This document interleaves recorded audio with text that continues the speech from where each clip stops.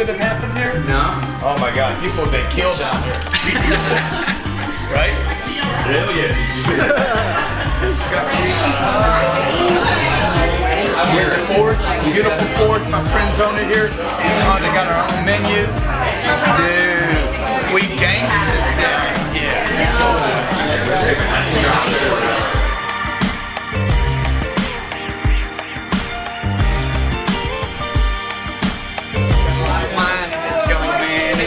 Bottles, they got the little bottles, they got the bottle bottles. So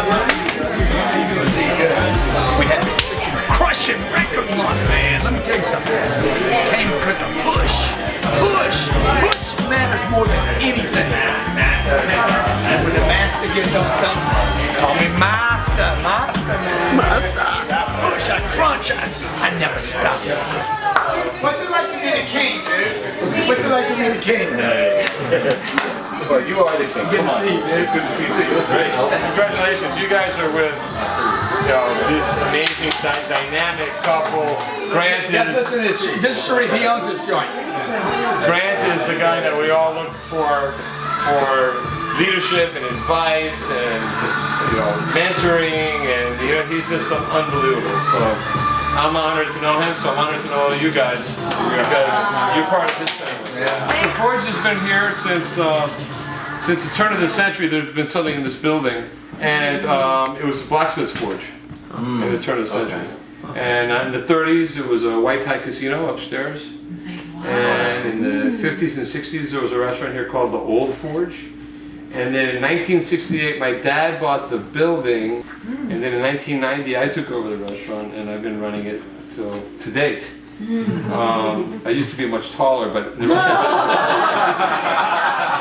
business. It's a lot of weight. And so we've seen all different types of people in here, and we've had so we have lots of stories that I obviously can't share with anybody because being a restaurateur is like being a doctor or a lawyer.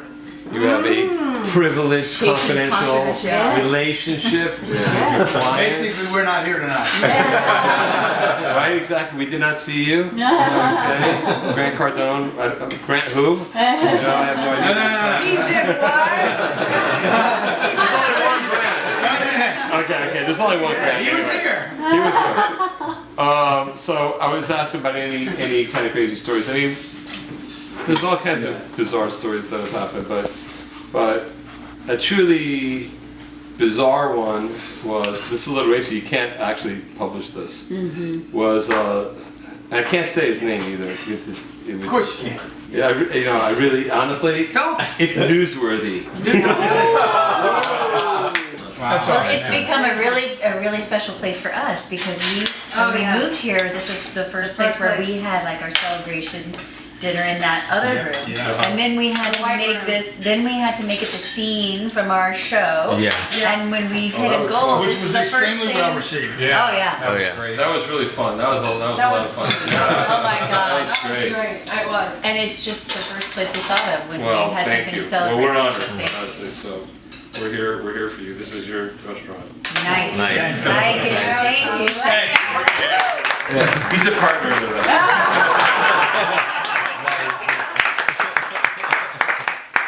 But Sharif's dad. It's the ghost. We're coming back. Sharif's dad was definitely connected. Supposedly, they bring have 2 or 3 guys in here, and this is where a guy will get popped. And right in those walls. And right in those walls, behind the wine. There's been a lot of ugly stuff happening down here in Miami. Oh yeah, it's true. It's Miami, man. Yeah. This ain't Orlando. This ain't Disney. That sounded. Yes, it did. Come on. Want to hear a story?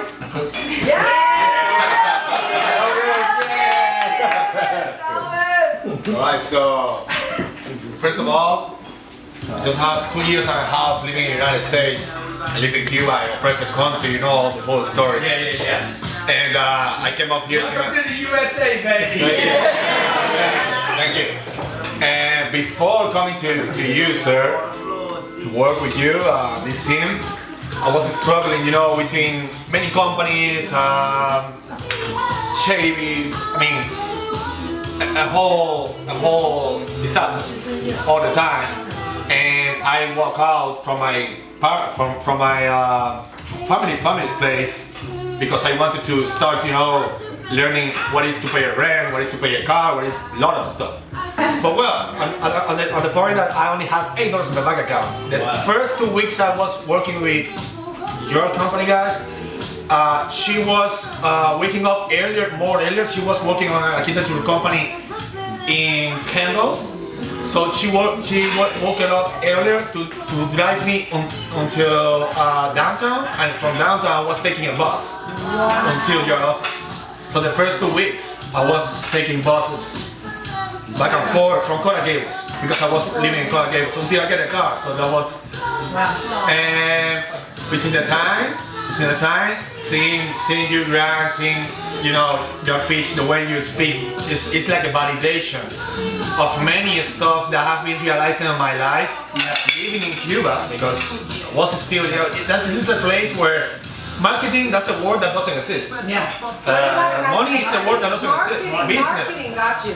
I mean, sales is something that doesn't exist. There doesn't exist nothing. So that's something I just learned from internet, my thing of coding, all that stuff. But it was a big step when I came to know you and see how you know, you were the person that told me that I was clear all the time. I mean, I was clear all the time in my life. There is a way to go to where you want to, and this is the way. All the other people that have been around me just banging me in my head with shady things. It's just people that cannot get into the point that I want to. So it was like the thing that made me go get it. Getting here and getting to this company has been a big step in my life. And right now, I have to tell you that you are feeding not only this person, you are feeding like 6 or 8 members of my family who live in Cuba, who I send them money each month. And I'm talking about $300, $500 sometimes, which is big money. Big money for Cuba. And I all the time hustle, you know, and just for that, for them and for my future, including my parents.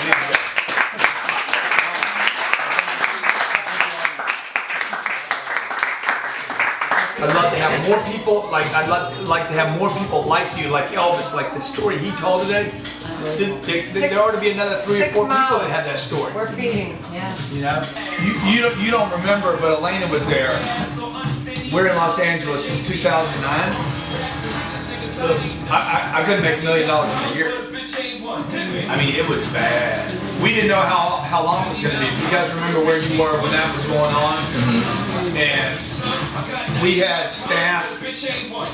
One of the staff came to me and said, "Hey, just cut my check, cut my salary in half." Jen said, she knew everything that was going on. I'm like, "No, we're not going to cut you. We're not cutting anybody." And I went to Elena and I said, "Don't spend anything on anything for anything." And I wasn't able to pay myself for 2 years. And I said, "We're going to dig out of this thing." All we had was videos, and the videos were all automotive car dealer videos. I knew I created a problem myself because I was so dependent upon And you were only doing seminars for 8 hours, so you were traveling all the time. There were no other products. That was our 2 products. So a lot of times when we're talking in that office about what to do, I'm bouncing against these old experiences I've had of only having 2 products. So we took the video program that was just for car dealers. Imagine the only thing we had this month was something to sell to car dealers. We would never hit those numbers. It's just not real. And so maybe there's no to try it. But because we didn't have a team either. That was the other problem. We didn't have a team, and we didn't have this freaking insistent drive and push. But we didn't have all this manpower either. Yeah. So the first thing that we did was we took the videos and we dumped them on an iPod. Oh yeah. And I was selling iPods for $1,900. We actually talked about that. Yeah, Doing I mean, something like that. you know, the little things, and I'm selling it for $2,000. People are like, why would I buy an iPod for $2,000? I'm like, dude, sell that freaking iPod. We didn't break 10,000 a month. When we started, we were like at 7, 8. When we made $400 or $500 a day, it was a good day in sales. And I never believed we would get to 100,000. Not talking about million. I remember when we first did a 20K and I was all excited. It was probably after the first year, and she was like, hey, there's no way we should be making like 200K out of that room. And I'm like, okay, sure. Dude, the truth is, you went home and told your brother, this guy's crazy. This guy's nuts, man. I know y'all think I'm nuts. I see that look you get in your eye. But I'm sure even you didn't expect to pull $1 million in a month. No.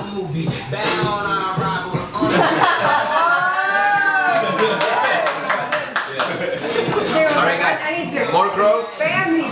expansion. Yes. That's 10X. Yeah, definitely. Thanks to the team, everybody who's in here. I spend more time with the people at this table than I do with my real family, and I'm happy to be a part of it. And we're doing big things, so I'm excited for the rest of the year to do better. When I started here, I was just a web guy. I came in, I learned so much about sales and marketing that really, it's all happening fast, but we're keeping up, and we're doing better with everybody else in our space. And I've only been here, not even a year, so I can imagine by the end of the year and years to come that, we're gonna have a lot of forge parties. So cheers! When I first interviewed here, I did my research, and all I did a few. I got called into the interview like 3 hours before, or 4 hours before. That was how long I knew before. They called me at like 10 o'clock in the morning, and then said, "Hey, your interview's at 6." Okay, I didn't know anything. It was through Robert Hatch, so I didn't know anything about it. Yeah, same with me. So I tried to do some learning and stuff like that. But at first, with talking to Josh and stuff, he's like, trying to explain to me everything that goes on, trying to put it into words. Wait, how did you look up at Josh? You called? Well, during the interview, he took me aside and was like, look, you really, he tried to scare me. Yeah. Are you the guy that showed up at the end of the day? Yeah. Oh, that was you, yeah. Even though it's been a short time I've been here, I've noticed that I've changed as well too. Like being able to be direct and like talking to people and stuff. I would have never been able to even talk like this right now. Wow, that's awesome. Yeah, like I've always been a recruiter. Really? I came in quiet. I finally started talking. But now I'm in my personal life right now. I don't deal with people that I've noticed things with my friends. Interesting. We could have a lot of fun here, man. Yeah, A lot of fun, a lot of the sky's the limit. What you can create, that we can actually manifest, we can achieve. Yeah. It's just about having a vision and like the guts and to do it. And I think we have the team to do it now. We're strong enough to believe in ourselves. We've proven. So I mean, I think in 10 months, my God, we could be sitting here again being like, what? I ain't waiting 10 months. I could have a baby in 10 months. We have great products. Now we got to make them look good. We got to make them look, everything's digital now. But to get somebody to finally do something, and that's what we did this month. As a team, we just kept pushing, kept driving. The push got bigger and bigger. And then when we finally hit this, the thing that I experienced more than anything is not the money. It's not the money. I don't see the money. No. The money goes into an account, turns into some digits and numbers somewhere. But it's like. Wait till I get my money. And the thing that he says in this song is, wait till I get my money right, you won't be able to talk to me. And I promised that I would never be that guy. That I want to get my money right, and then I'd still be the same guy and still be available to talk to anybody and everybody. So I know we're helping people, a lot of people. I'm so proud of what we're doing to help people all over the world. Hey, you guys are awesome. Thank you so much. Thank you so much. Great job, super job. All right. Yes.